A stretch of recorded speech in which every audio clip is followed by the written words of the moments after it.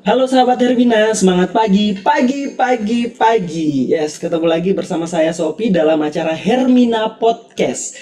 Ya, seperti biasanya kita akan membahas satu tema yang pada kesempatan ini kita akan membahas tema yaitu seberapa parahkah tidak menggunakan helm pada saat berkendara. Nah, kita tahu bahwa di era saat ini begitu mudah masyarakat mengakses kendaraan, apalagi kendaraan roda 2 untuk berpergian dan banyak yang tidak menggunakan helm. Kita akan tahu seberapa parahkah pada saat terjadi hal yang tidak diinginkan di jalan raya kemudian tidak menggunakan helm.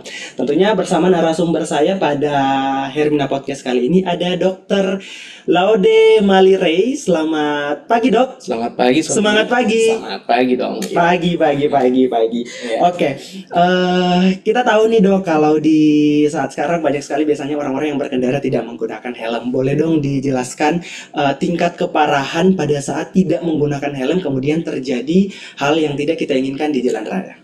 Baik, terima kasih Sofi. Jadi menggunakan helm biasanya hal yang sederhana tapi sering diabaikan, terutama pada anak-anak muda yang mengendarai kendaraan roda 2 ya.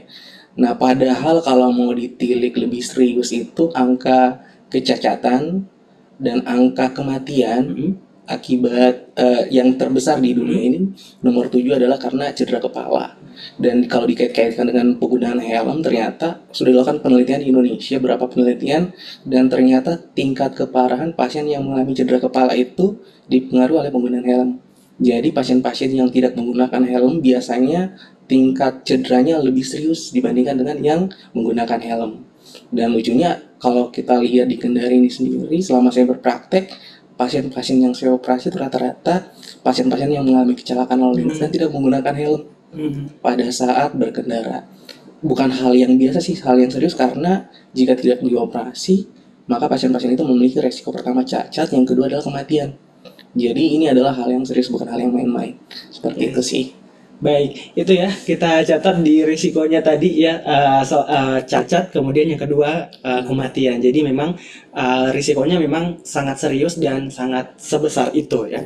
Baik, terima kasih dokter sudah memberikan informasi terkait seberapa parah tidak menggunakan helm pada saat berkendara. Sudah dibahas juga tadi terkait dengan risikonya seperti apa. Kemudian kita mau tanya sama dokter Ray, selain di Rumah Sakit Hermina Kendari ini berprakteknya di mana, Dok? Biasanya prakteknya tuh di salah satu rumah sakit negeri di Kendari, dan yang kedua di Rumah Sakit Hermina. Di Hermina itu tergolong masih baru ya dok ya. Kenapa pada akhirnya dokter memilih Rumah Sakit Hermina Kendari sebagai tempat berpraktek? Iya, karena saya alumni dari Jakarta, melanjutkan spesialis di Jakarta, kemudian sering berpraktek di rumah sakit di Jakarta dengan standar yang sudah ada. Begitu balik ke Kendari, kemudian berkunjung di Rumah Sakit Hermina, saya merasa bahwa standar tata laksana pasien di Rumah Sakit Hermina dibandingkan dengan rumah sakit di Jakarta itu sudah 11-12 lah, maksudnya sudah sesuai. Jadi menurut saya dengan berpraktek di sini mungkin saya bisa memberikan standar pelayanan yang sama seperti di Jakarta di Rumah Sakit Hermina, terkhususnya untuk pasien-pasien berdasar. Baik.